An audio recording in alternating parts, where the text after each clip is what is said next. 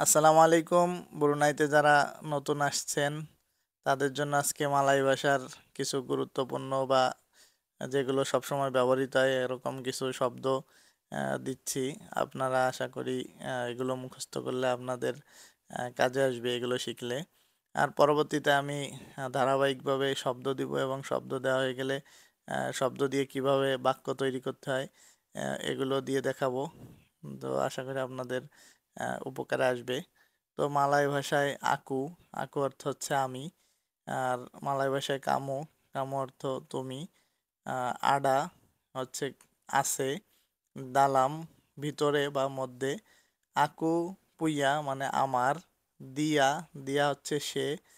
কেনাপ্পা, কেনাপ্পা হচ্ছে কেন। Piggy, piggy হচ্ছে যাওয়া। মানা কোথায়।